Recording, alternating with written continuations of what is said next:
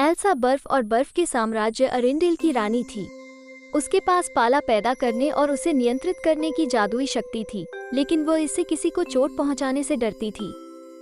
वह अपने उपहार को दुनिया से छिपाकर अलग थलग रहती थी। एक दिन उसकी बहन एना ने घोषणा की कि वह हंस नाम के एक राजकुमार से शादी करने जा रही है, जिससे वह अभी अभी मिली थी। एल्सा हैरान और चिंतित थी और उसने अपना आशीर्वाद देने से इनकार कर दिया। एना आहत और क्रोधित थी और उसने एल्सा पर उदासीन और स्वार्थी होने का आरोप लगाया। एल्सा ने अपना आपा खो दिया और गलती से सबके सामने अपनी शक्ति प्रकट कर दी। अरेंडेल के लोग भयभीत हो गए और उसे राक्षस कहने लगे।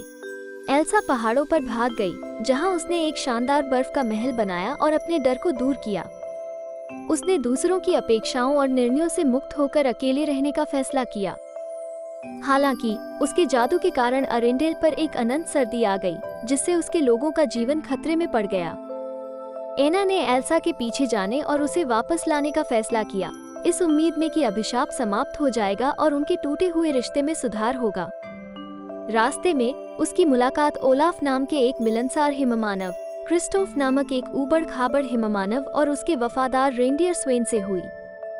उन्हें कई खतरों और बाधाओं का सामना करना पड़ा, जैसे भेड़िए, एक विशाल हिम राक्षस और एक विश्वासघाती बर्फीला तूफान। उन्हें ये भी पता चला कि हंस वास्तव में एक खलनायक था जो अरेंडेल पर कब्जा करना चाहता था और एल्सा और अन्ना को मारना चाहता था। आखिरकार वे एल्सा के महल तक पहुंचे, लेकिन एल्सा उन्हें देखकर खुश नहीं हुई।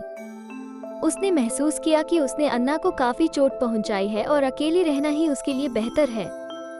उसने गलती से अपने बर्फीले जादू से अन्ना के दिल पर वार कर दिया, जिससे वह धीरे धीरे मौत की आगोश में चली गई जब तक कि उसे सच्चा प्यार नहीं मिला।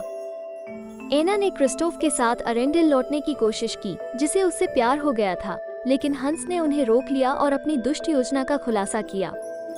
उसने अन्ना को एक कमरे में बंद कर दिया और उसे मरने के लिए छोड़ दिया, जबकि वह एल्सा को मारने गया, जिसे उसके सैनिकों ने पकड़ लिया था।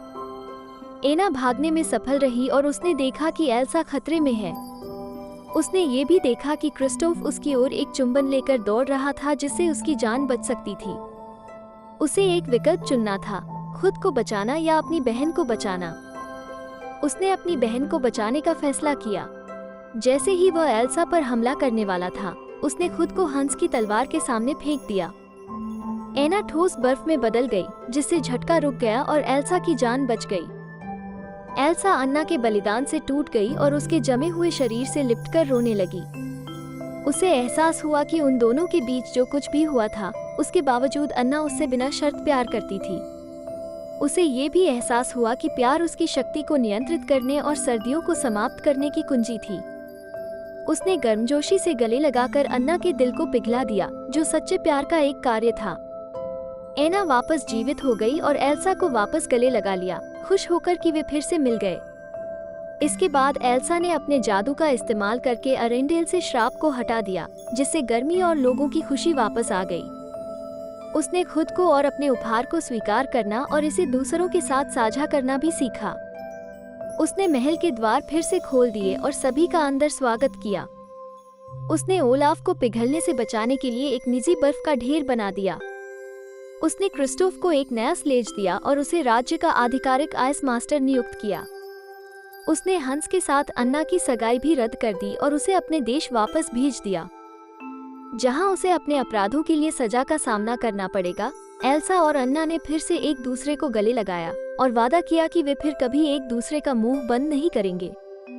उन्होंने अपने दोस्तों और अरेंडेल के लोगों के साथ जश्न मनाया, जिन्होंने अपनी रानी और उसकी बहन के लिए जय जयकार की। उसके बाद वे हमेशा खुशियों भरा जीवन जिए। और भी मजेदार कहानियाँ देखने के लिए सब्सक्राइब करें सैदी कॉमिक्स को और बेल की आइकॉन को दबाव ताकि तमाम कहानी तक सबसे पहले आप पहुँच सको।